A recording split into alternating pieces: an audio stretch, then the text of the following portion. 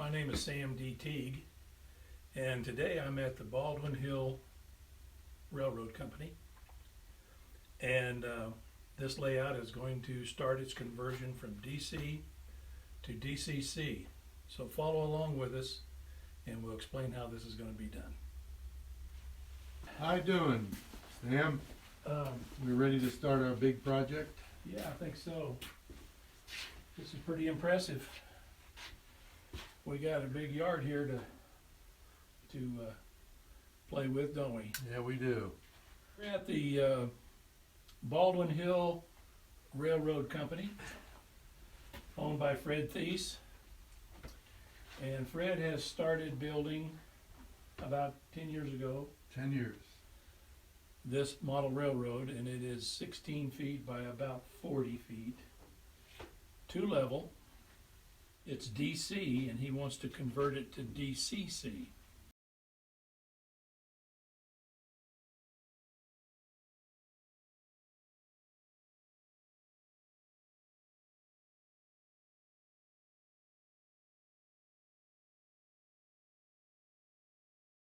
I route all my power through the frogs. All my switches are mostly Shinohara.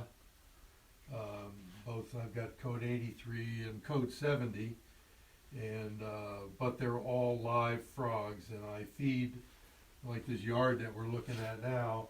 My feeder's down there, and all the power is routed through the turnouts using tortoise switch machines, and I have a wire. I use one of the contact sets in there to pick up the power so that the frog is always light. I don't use the points as an electrical contact. It's purely, everything's mechanical. Mm-hmm. And one of the nice things that we've got going here too is that every piece of rail, all my rail joiners, I've soldered wires around all my rail joiners. Rail joiners on this whole layout are purely mechanical. They're not intended to conduct any electricity at all, because over time, dirt, they corrode a little bit, and when you lose power, they oxidize, and so you lose some power. So I've got this basic yard is 5 throttles.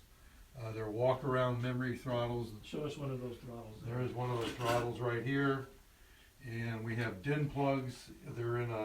They're wired in a series. You just plug into the DIN, and you've got your forward. And then when you want to go reverse, you flip reverse, come to a stop, click, and you go. So and you can unplug. I can unplug now, and I go down. We've got them down maybe every 8 feet. This yard can be controlled by 5 different throttles, whereas the rest of the layout I use 3.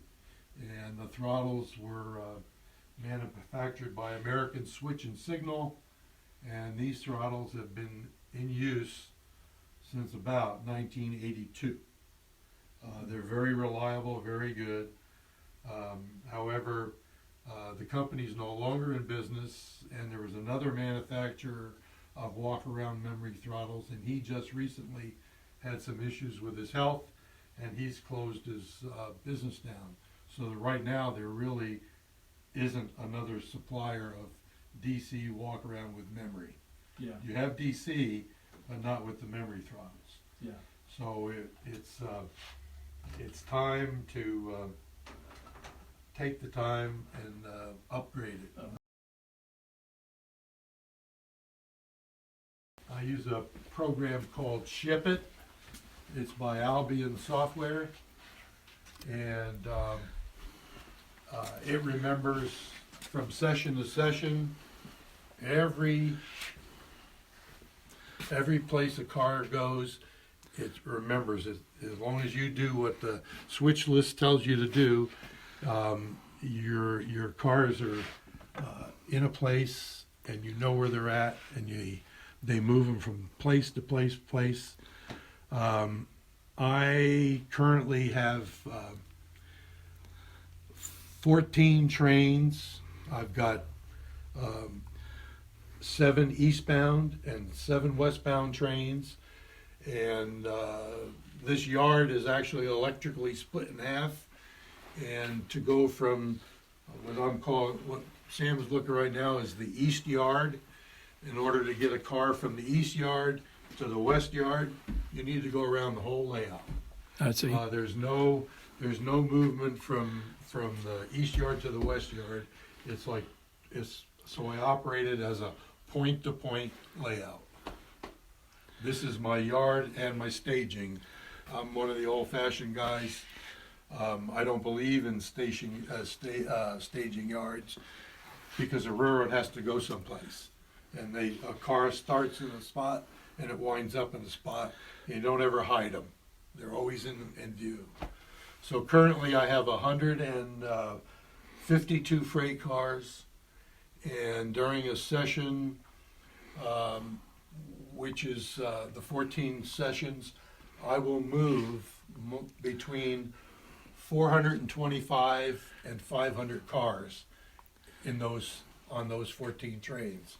Every time you pick up a car in the yard, you move it to a stop, that's a move. From the stop, every time you drop them off in the yard, that's a move. That's how we get 500 and some cars moved. So how many scale miles is it around all the way, both decks, both levels? I think it's I think it's 6 miles. 6 scale miles? 6 scale miles, I believe. Yeah, that's so the that's program, a real good size. And so the program has a scheduler in there where I've actually told the program that from this yard to the first town is actual 10 feet, and it converts it into HO miles, and based on a speed limit, it tells you how long it should take to go from here to here. And so the whole thing's on a 24-hour day, and so those trains all run within one day, and you can take 3 months to run the session and it's still one day. And so when you create the next session, it goes from whatever day you started with to the next day. So right, you don't have to run it in a normal 24-hour day.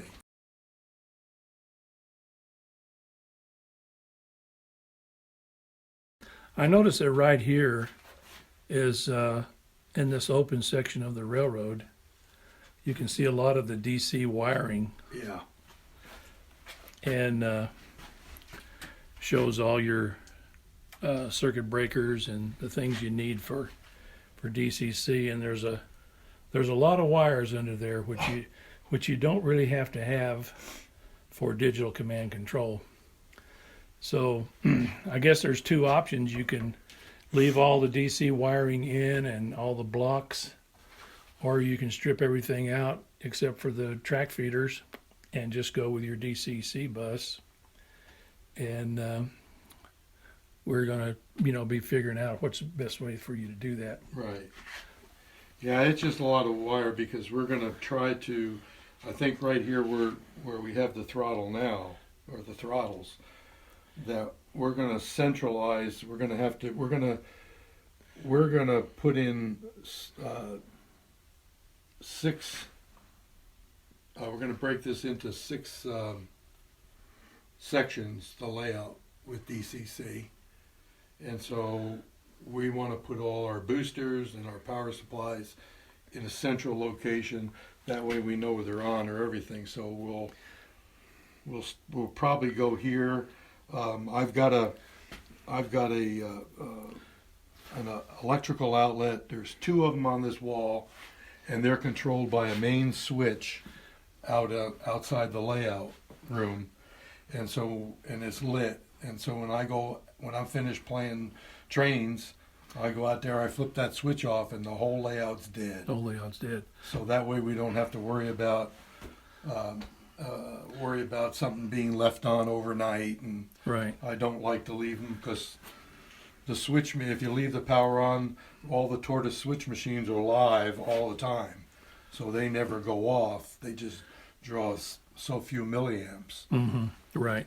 Are you going to be using Digitrax DCC system, Yes, we're gonna do we're gonna use Digitrax.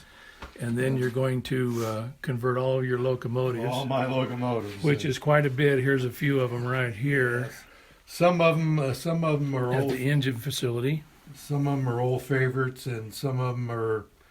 A lot of them are Lifelike, Kato, and Athearn Genesis, and then there are a few in the back. The back there you're looking at there's some blue boxes. There's some dummies sitting there, dummy engines, and I don't even use dummies anymore. That used to be the big thing, and I think every locomotive needs to be powered. So all of your locomotives will eventually be converted over to Soundtrack Tsunami 2. Yeah. And of course, when you get to the soundtracks like this 4-unit, there's the GPs,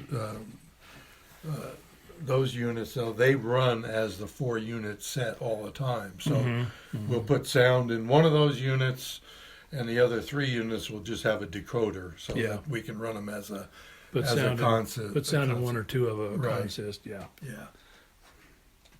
So, Yeah. And here's some of the DC control, block control, and turnout control. yeah. And the turnout control can all stay. Yeah, the turnouts, Just like it is. These are turnout. The little toggle switches are turnouts, and I've placed them always in front of the switch. So whenever you go down and you need it, you need to do that, you can flip the switch. So these over here But are block control. These are block controls for these tracks, because obviously with DC, I can't pull this engine into that track without having that go. Now, if it's Right. DCC, All the that's a tracks whole live. nother. All tracks are live all the time. Mhm. It's possible we might still use that for a reason. I don't know why, I would think but that we could use it to leave it, and just have a DCC, and that way, if I have all these engines with sound in them, for instance, and you turn the power on, they're all going to make noise. And so Right. that may be overwhelming.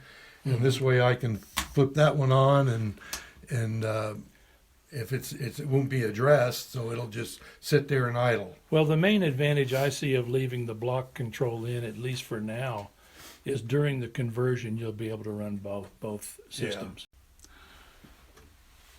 Okay, tell me what you were thinking about right here. Well, we could leave, when we start, we could leave this panel of the DCC here, and then we could run, there's enough room in the wire holders to run new bus wires, because I'm thinking about having, if we have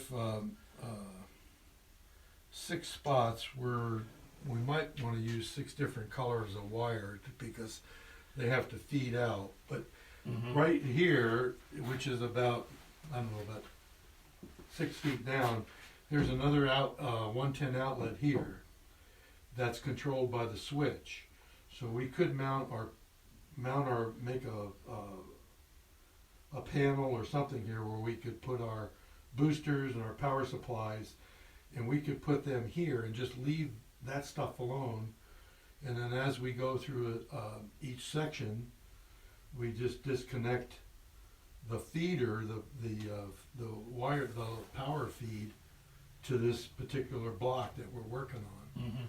And then then that'll become DCC, and I think because we have a lot of drops. Every section has a drop.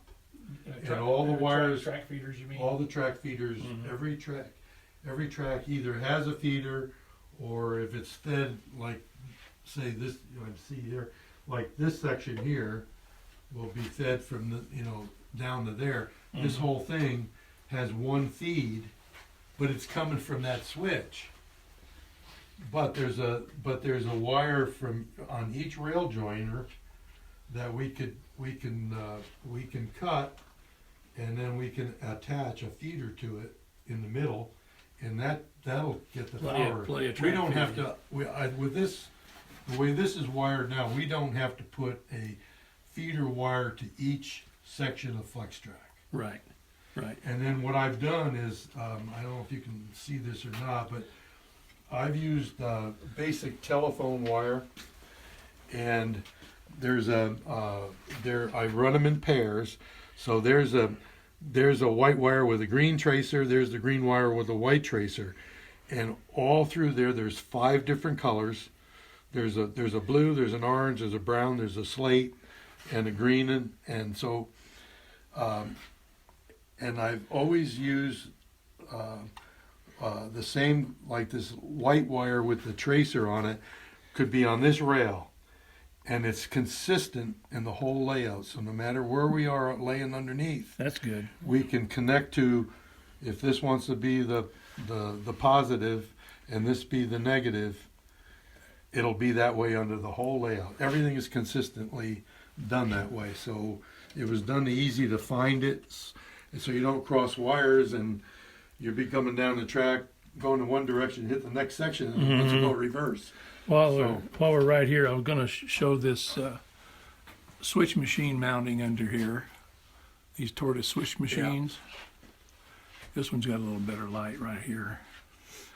And so you have one of those on every turnout on the entire layout. Every turnout. Over 100 of them, I there's guess. 119 of them. 119. And then every one of them is, I use this ribbon cable, and the ribbon cable, and what I've done to my, here's the feeders coming into it, and then it runs through this, there's a brown wire and a black wire, and this red wire goes to the frog, and then the other wire goes to the rail. So it's feeding. The frog is always live, and it picks it up from this rail or the second, and it keeps the power going. So Yeah, very good. I'm never without power on the Never frog. confused here. Tell me about these panel right here. Okay, now this panel is the block control. So there's an inside main, outside main, and what I have is, because it's DC and I have 3 throttles, when I turn the power on, everything goes from right to left. But if somebody is coming and I'm set on the red, and I don't have to do anything, I don't have to push the button or anything. But if somebody is coming on the other end, and he's running on a green throttle, what he would do on the other end is he would turn his to green, and he'd hit this button, and the relay would flip it. It would kill the red throttle, and energize it with the power from the green throttle. Yeah. And then when you shut everything down at night, the relays all set back to their default. Right. So these panels will become absolutely useless. And you have to have that for DC, but I have to have it for DC, but it's that's totally obsolete for DCC. right. And then all the switches have a power. It tells you down is for the siding, and when it's up, it's the main. So this is Boonville siding, Boonville siding. and Boonville is right here, which is That's gonna be not scenic yet. It's going to be a plastic molding plant. And this one right here is This is Wolf Creek, and that's going to be Hitchcock furniture. Furniture. Okay. And then here's the Wolf Creek siding turnout switch. Turnout switch, yeah. And you can see even more tortoise machines under this part of the railroad. I'm a real believer in the tortoise. Some of these, I previously lived in another state, and in Indiana, and some of these switch machines were purchased like 1982, 1983, and I have yet to have a failure. Yeah. I see you have a real large curved turnout right here. What brand turnout is that? That's it's a Walther's Shinohara. That's a it's a number very 8. nice turnout. Are those still available? Walthers has them available, and now they're all. Walthers had to. Shinohara went out of business, and Walthers found another supplier that's going to supply them with all their turnouts. Unlike these, all the new turnouts have isolated frogs Insulated, for DC. Yeah. For DCC. Right here, it shows a real good example of what you're doing, how you're doing the scenery. Yeah, I do paper towel and molding plaster, I used to use screen wire underneath it, but I found out that you could use the landscape cloth. Does the same thing. You put newspaper down, and then I put the cloth over the top. And the nice thing about the landscape cloth is it doesn't allow the water from the plaster to drip through and get all over the floor. That's nice. Where I used to use a lot of screen wire. Well, I don't have any here. This is all. That's all. That's all the plaster cloth. And would use landscape fiberglass. cloth. I use fiberglass screen, what you use for your screen door. Use that as a base because it's nice. And this you can. This whenever I go to like a brace here, I cut pieces of masonite into little squares, because when you take a stapler, and I have an air stapler, when you go through that, it blows it right through this stuff. So you have to have a piece of mason on top to hold it so the staple doesn't go completely through. And this mainline track is all code 83. Code 83 on the main, and the all the sidings and industries are code 70. So this starts code 70 right here on this siding. Yeah. Right Yeah, here's this will be 70. code 70 here, and So you then got code 83 on these two. yeah. Code 70 on these sidings here. Yeah.